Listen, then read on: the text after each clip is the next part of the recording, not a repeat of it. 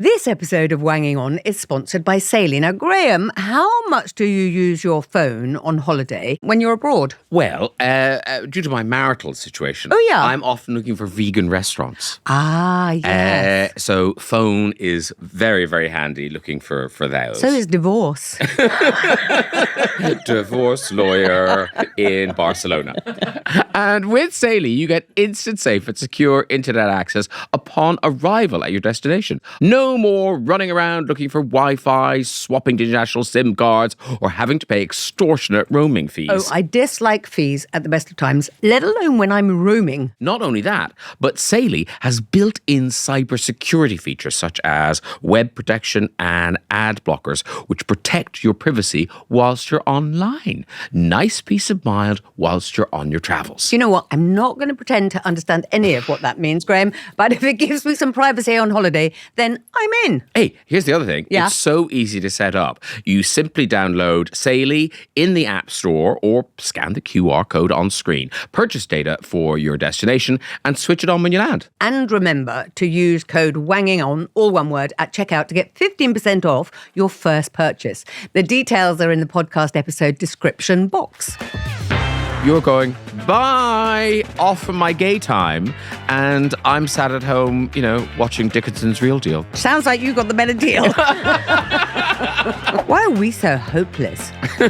Because we don't have a job. Oh, yeah, that's right. We're having a perfectly nice chat, going to the shops. I'll be back in a minute. Oh, you're dead.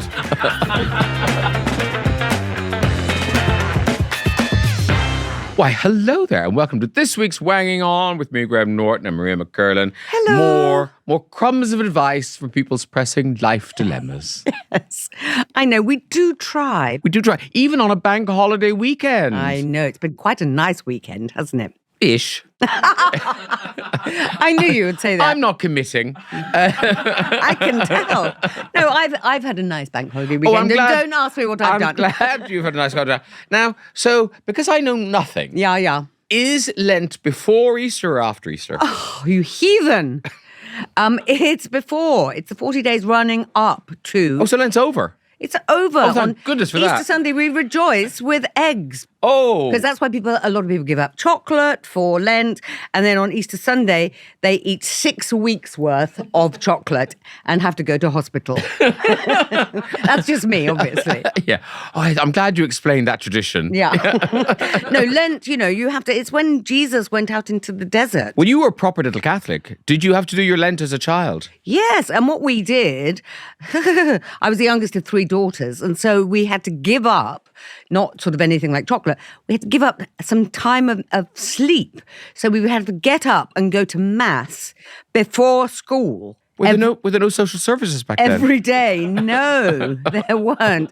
And so we had to trek off to mass at sort of 7:15 in the morning. Trek off, indeed. Trek off. And, well, it was only at the top of the road. That was the thing. And also it was in Latin in the olden days. Are you that old?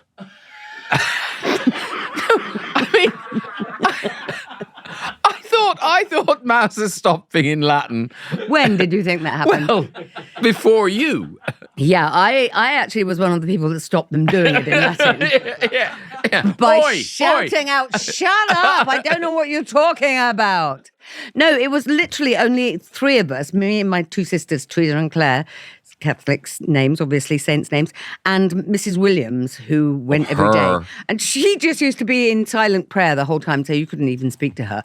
So she was one of those people that kind of thought, I will get into heaven by just going to every mass there is. Yeah. So I didn't know what Latin, I had no idea. And I was like 7 the first year we did it. But at least you could still eat sweets. No. Oh, you had to give up sweets as well? Oh, I see. I thought you meant eat sweets at church. Oh, no, God forbid. Literally, God forbid. Yes. But because most people, their Lent isn't giving up time to go to church. It's giving up sweets or it's chocolate. Giving up, heroin, that kind of thing. I don't know anyone who gave up. As children, that's what we gave up. Yeah. Oh, really? Yeah. I said to my mom, no, this year it's opium. I'm saying no. Have you got any E's? Yeah.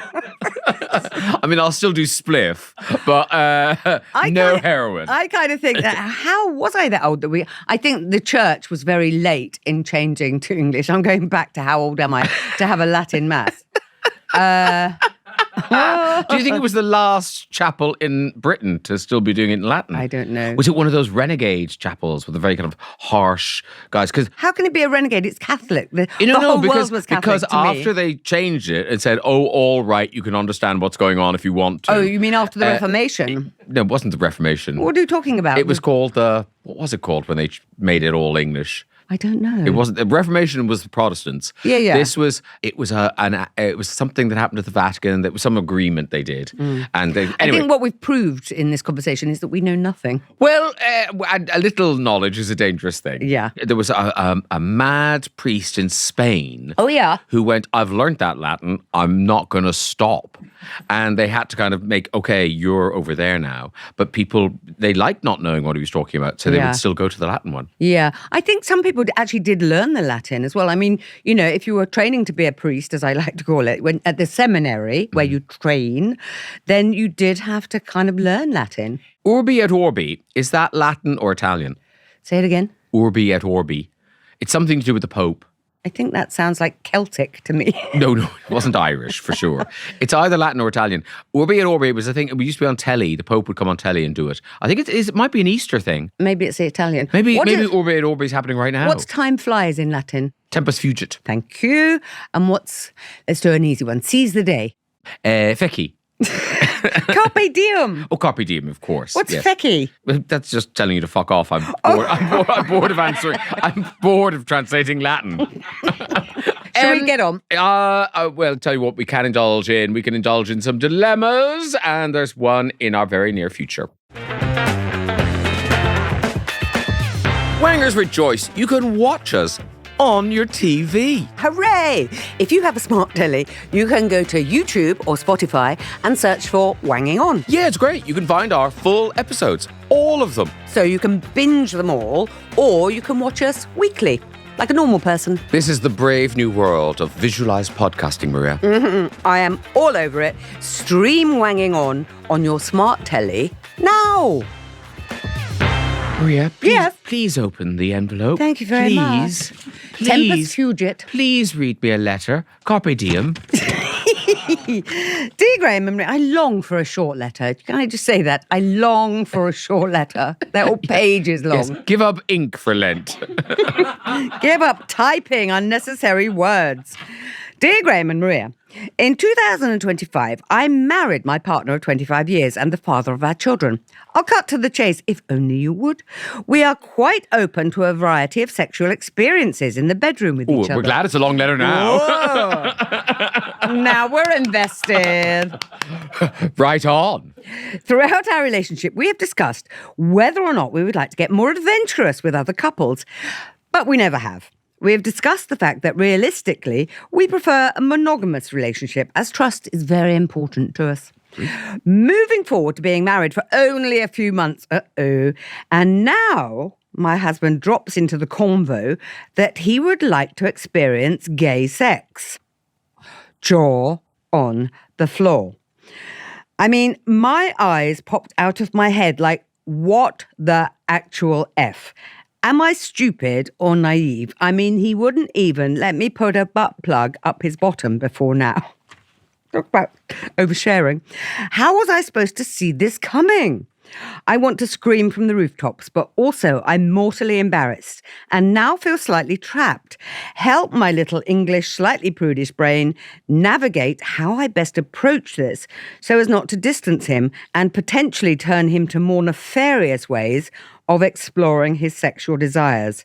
And that is from Anonymous. Now, that is thorny. That's a thorny issue right there. That is a dilemma. That is a dilemma. That is, yeah. Listen, I think, Anonymous, you know, you've been very open about things before. You've discussed what you'd like. I don't think it's anything to do with being married. You've been together a long time. And God knows, it sounds like you've kept things alive, which a lot of people would be very envious of. Because for a lot of people, they just go, oh, sex doesn't actually work anymore because we're both bored with each other. Let's move on. So here's the thing that's screaming out at me. I don't think you need to get into a lather about this. He doesn't even want you to use a butt plug on him. So I'm thinking, okay, so he doesn't want anything near his exit. Well, but wait, but he might want to have a man that he can do something to. Do you think? Is that what you're thinking? No. What are you thinking? I'm thinking it does seem that he's brought this up now where he feels secure. They're married. It's all good. I feel like he'd have felt before they got married that Anonymous possibly, and quite likely, would have gone screaming to the hills if he'd brought this up. Now he kind of thinks, oh, look, we're committed. So now I'm going to bring it up. If I was Anonymous, I'd be annoyed too that you've waited till now to bring this up. I find that's kind of a bit jarring. Yeah, but if I'm Anonymous's partner, I'm saying, yeah, but I feel secure now. And we've always been very open in the bedroom. So I feel secure in mentioning this to you. Yes. What would you think? Well, here's the thing. Before, when we discussed this... Oh, yeah. We're getting a pointy finger. Yeah. Before when we discussed this, it was about the two of us exploring sexual things with other couples. Now, you're going, bye, off from my gay time, and I'm sat at home, watching Dickinson's Real Deal. Sounds like you got the better deal. But what about if she says, okay, let's introduce a third party into this, but I'm going to be there. Oh, and also, yes, I'm sure there must be a website where you could find a bisexual, and then he could, have a bit of this, have a bit of that. I think it's one of those fantasies that he thinks he wants, but actually the reality. And I do feel that he'd probably need you there to sort of oil the wheels. Not a great metaphor, I know. But I don't think it was a metaphor. Who's using wheels in today's world? But no, to kind of, to facilitate this, because I don't know if he would be able to do this alone. Otherwise, he might just as well go off and do it alone. He's said it to you. So he's kind of testing your waters. And I think Anonymous is correct. If you shut it down, you'll never really believe you've shut it down. You'll always kind of think, oh, he's out there now. He says he's playing golf, but no, it's not the 18th hole he's after. Hey! I wondered where you were going with that. I should have known. That his putter was going to be involved. But I think, yes, you're right. You'll never know. But I think, go with him on this is what I'm saying, because I think a lot of us have fantasies that are good because they remain fantasies. Actually, if you put them into practice, it's not good.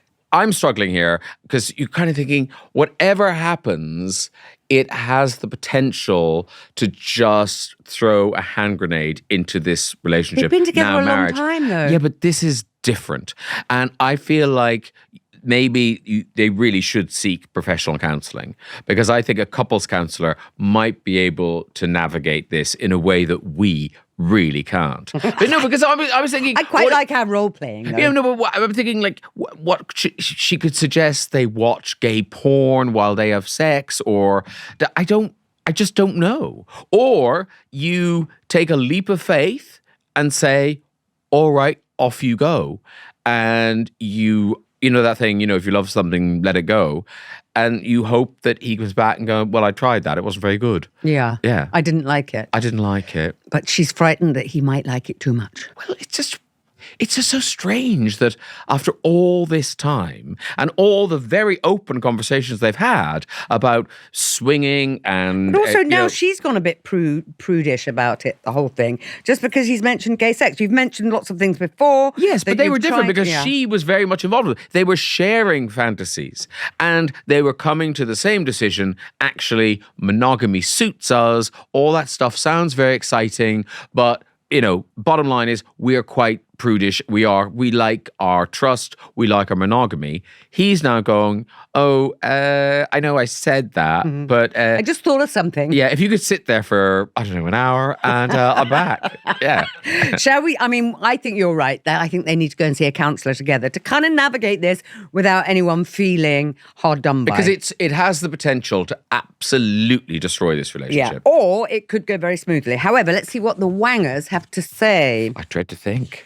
Katie from Wiltshire says, I think it's great that you're both so comfortable and open with each other that he told you this fantasy of his without hesitation. He could be hiding these thoughts, or worse, pursuing them without your knowledge. So don't feel embarrassed. I say try pegging first, see how he likes it. Then possibly open up, excuse the pun, to inviting another male. It doesn't mean your husband is gay, simply curious. And if he doesn't figure out if he likes it or not, then he will be forever wondering. See, I think if he hasn't had a butt plug up him... That's what I said at the beginning. So I think he doesn't want his wife to have a strap on. He wants to be with a man. That's what he wants. He wants gay sex. He doesn't want, it's not just anal sex. He wants to be with a man. And I think that won't quite satisfy do it. Yeah. Well, that's good. That was what... Or bad. Oh, yeah. Or difficult. I think there's a voice note from David. Is it from David? Yes. Right, firstly, I don't think you're allowed to say you're prudish in an email in which you state you once tried to butt plug your reluctant husband. One thing that isn't mentioned in your letter is whether or not your man fancies being top or bottom, mum or dad. If it's bottom, then it could be his way of saying, go ahead, I am now ready to be plugged.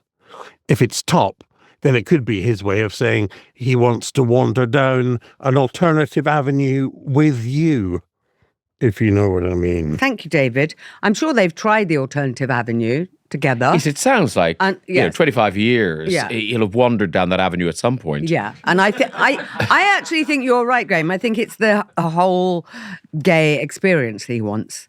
Really, not to do with the butt plug or pegging or whatever. Yes, he I wants don't. to be I with a don't man. think he wants her there. Is what is the bottom line. Claire in North Wales says, my concern is that you're focusing on how not to distance your husband and drive him into another man's arms.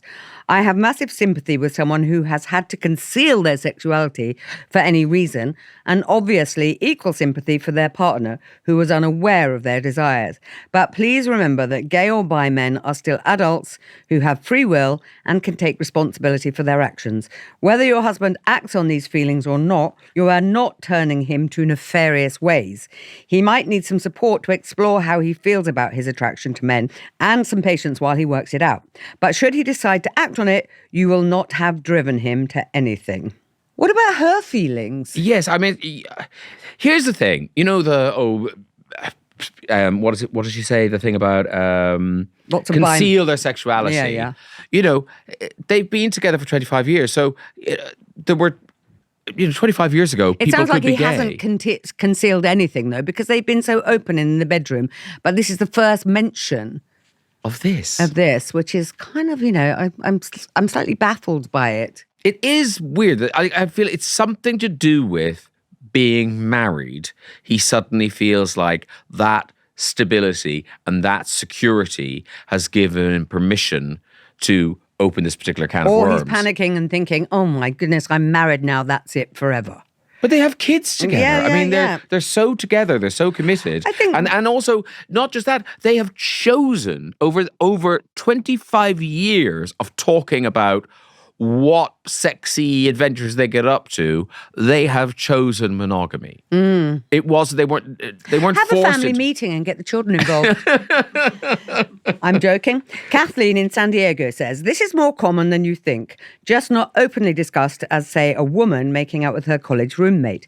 The conversation of a third person in the bedroom allowed a safe space for him to honestly open up. For the love of God, please be kind, because this is a very vulnerable space. If you're secure in yourself, you can guide him through it.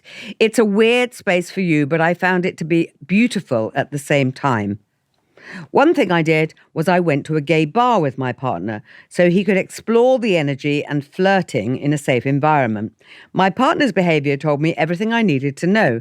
Sometimes a fantasy is just that, a fantasy. Well, that's interesting. I mean, that's great that Kathleen wrote in. It's so interesting that other people have been through this.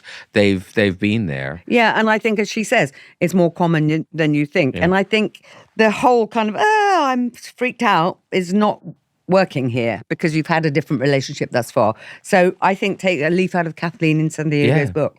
Anonymous, thank you so much for trusting us with your dilemma. And thank you to all the Wangers for their really considered responses. Hopefully Anonymous found some of them helpful.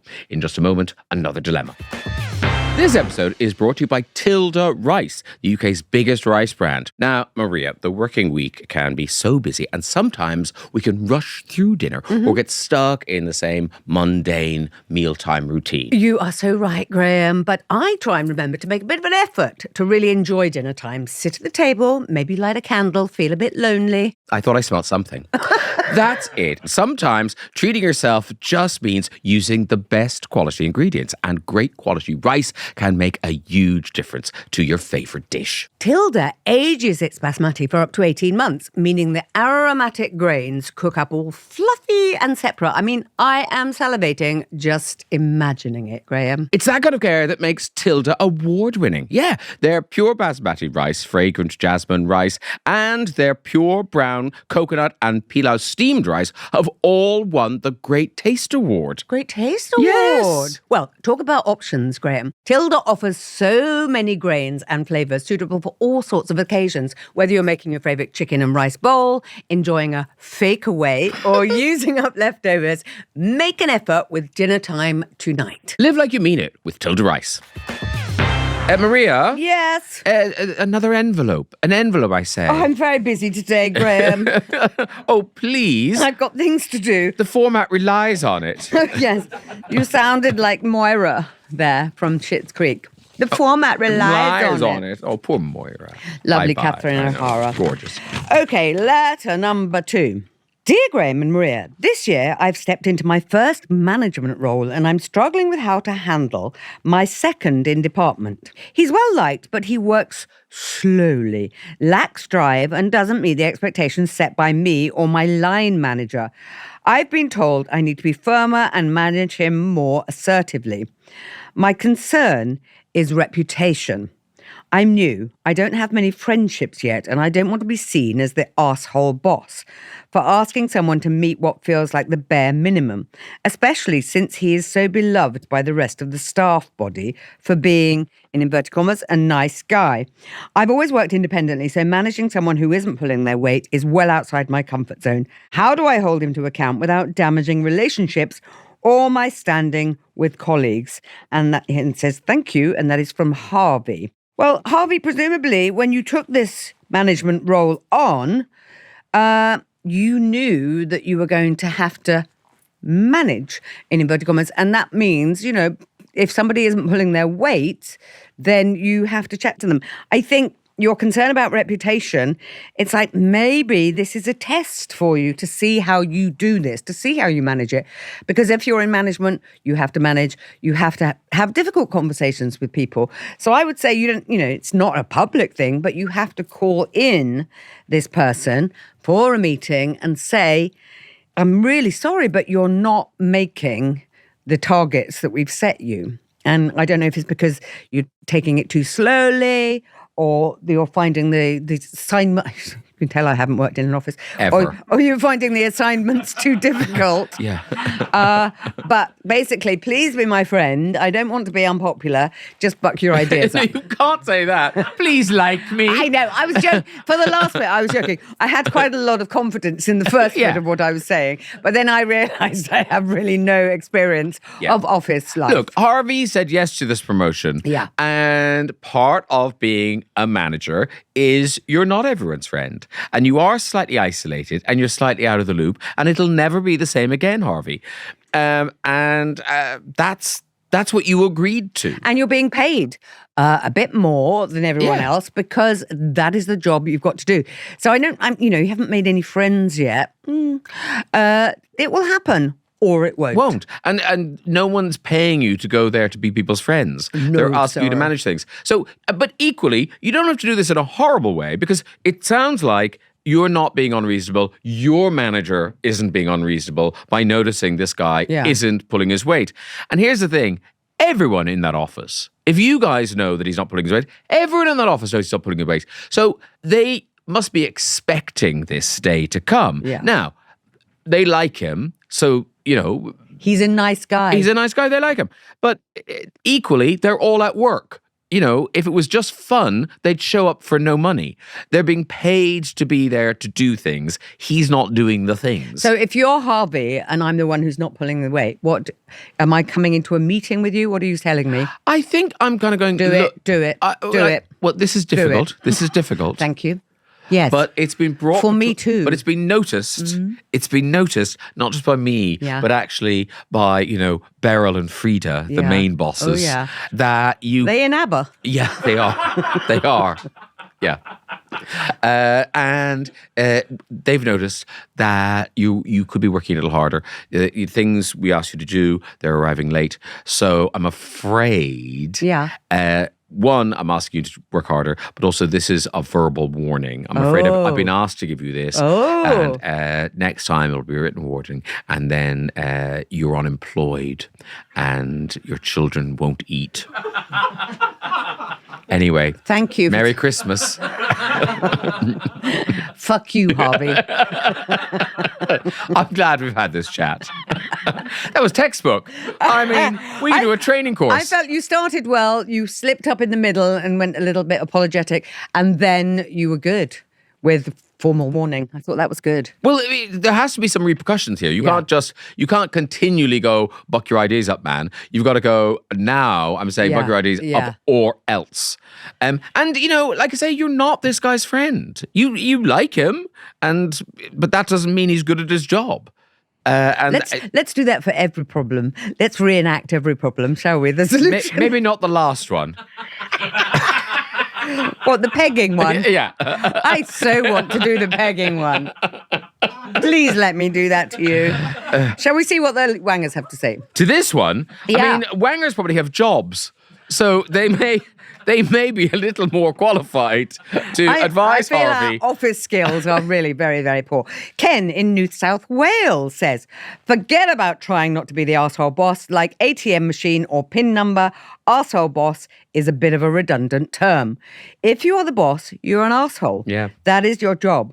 There may be an inverse relationship between how big an arsehole you are and how good a boss you are, but you can never get to absolute zero arsehole and still be the boss. He likes saying arsehole, doesn't he, Ken? Certainly he's made you say it a lot. Yeah.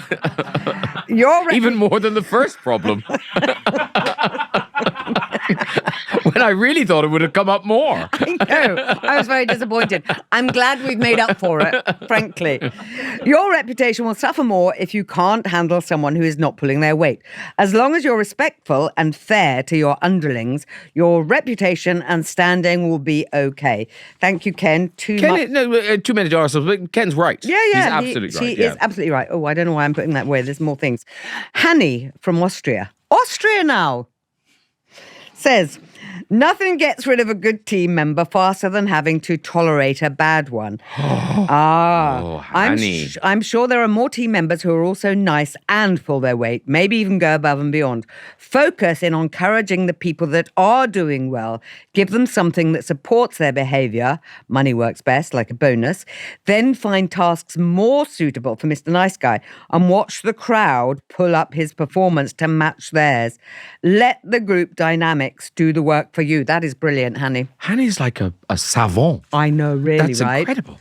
I mean, How is Hanny walking among us? Hanny has put the hours in office land, really. That is, I mean, it's very, except I feel like, I think the main thing is absolutely encourage everyone who's doing well. Yeah. And then, because you're absolutely right. Everyone else will have noticed that he's very slow. Yeah. So you kind of just shift the focus to everyone else. It's a bit like Lord of the Flies, isn't it? Yeah. But I think encouraging good behavior rather than punishing bad behavior is a good way to do this. It's a very positive way to move things forward. I mean, lazy lump will probably go, they're all working really hard. Yeah. I'm just going to do nothing till they fire me. I'm going to write to Hanny with my problems. Hanny's very good, isn't he? Teresa in New Zealand says, delegate. No. Find a colleague who really likes him and appoint them as his mentor to have regular meetings with him to help him meet his targets. If they did that to me, I'd quit. Would you? Yeah, I'd go, I'm not dealing with lump. Yeah. I'm out of here. Yeah. Yeah. Take that, Harvey. Well, no, because it's Harvey's job. Well, that's it. So I think delegating is really, the reason Harvey is getting paid extra is because he gets to do the arsehole work. Yeah. Sorry, I said it there Now you voluntarily. have, yeah. Ricky, also in New Zealand, says, if he was doing his job and at least meeting the bare minimum, there wouldn't be any need to be firm or to micromanage. Addressing issues isn't being difficult. It's part of leadership, even when it's uncomfortable. Sometimes having the tough conversation early actually saves a lot more stress down the track. Trust your instincts to be fair but firm. And remember, you're not asking for anything unreasonable, just for someone to do the role they're employed to do. Again, very good, Ricky in New Zealand. No, very sensible. Why are we so hopeless? Because we don't have a job. Oh, yeah, that's right. Nettie in Houston says, in my company, we're given an hour once a month with our manager to talk about our concerns and needs, and then to listen to what management needs from us. Schedule one with him and inquire about how he feels about his role. He may be at a point where he's become complacent because he desires something different. By the way, it was kind of unfair of your boss to dump an employee issue on you. This could have been handled before you took on the management position. That's why he was given the management position. Yes, to do it. I think I'm listening to that. I think I'm so glad I don't work in an office. Can you imagine that hour once a month? And you're going, oh God, I've got to go in and talk to them now. As if this job wasn't bad enough. Now I've got to think of something to say about my role. Are my needs being met? Oh, just Am I meeting your needs? What are your expectations of the job? Oh, it would just be awful, wouldn't it? making Quit, Harvey. Just quit, Harvey. It's making me tired, yeah. Yeah, learn how to play the guitar and busk around Europe. Or the violin. Busk around Europe. Okay. Harvey, you literally had wangers from all over the world giving you advice there. And I'm sure if you scroll down to the comment section below, there will be more advice. Hopefully it will help you. Harvey, of course, emailed us, wangingon@listen.co.uk. That's where you can send your dilemmas. Wangers can offer advice. And it's also where people send, am I weird? And weirdly, that's the bit we're doing now. Oh, you're good at this. You are so good at this. Oh, my job review's in. Can I get a bonus? You have met your targets for this year, but we're letting you go. Okay, yes, am I weird? This week it's from Sally. Hi, Graham and Maria. Am I weird? When I go out, even if it's just to the local shop, I tell my cat where I'm going and how long I'll be. I don't know why I started doing this, but it reassures me. I don't think he gives a toss as he's asleep most of the time. I know you are both animal lovers and you, Maria, have a dog. So maybe this is something you do too. No, I don't tell my dog where I'm going, but I think I do sort of chat out loud. I don't actually say, I'm going out now. You'll be okay. I'll be back soon.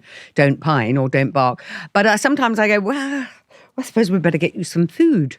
Yeah, I do that sometimes. sometimes. Look, Sally, Yeah, it's it's not a weird. perfectly nice thing to do, chat to your cat, even if your cat's not listening, which is rude, frankly. No. But cats never listen. They Cats don't. are so indifferent. I mean, that was our first mistake. Yeah. Get a cat instead of a dog. Yeah. Dogs at least will go, what? You say my name? What was that thing you're saying that I can't understand? Yeah. Blah, blah, blah, blah. Treat. Yeah. Blah, blah, blah, blah. Walk. Blah, blah, blah, blah. Squirrel. Yes, I'm just going to the shop to get a squirrel. What?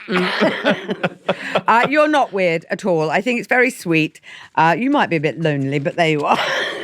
Oh. What? She's not. She's got a cat. I know. Doesn't answer back. But then neither does a dog. No, but we believe they do. Yeah. We project. That is the thing with you've got a pet. You project so much onto Which is them. why we're so distressed when they die. But, so don't... We got there quickly. We were having a perfectly nice chat, going to the shops. I'll be back in a minute. Oh, you're dead. I guess I won't get any cat food. I don't know how I jumped to that. I think I jumped... There was no warning, just suddenly, the pet's dead. Sally's now listening to this, sobbing. I jumped to that because it's the end of the show, and I thought it was a nice tie-up. And in the end, we all die. Every solution ends in the same way. Before you know And now a song. And before you know it, Wanging On is over for yet another week. Our Instagram handle is @WangingOn. Please go there for a link to proper professional advice. Graham and I are anything but experts. But we are back here next Monday, so see you then. Wanging On with Graham and Maria is a Listen production.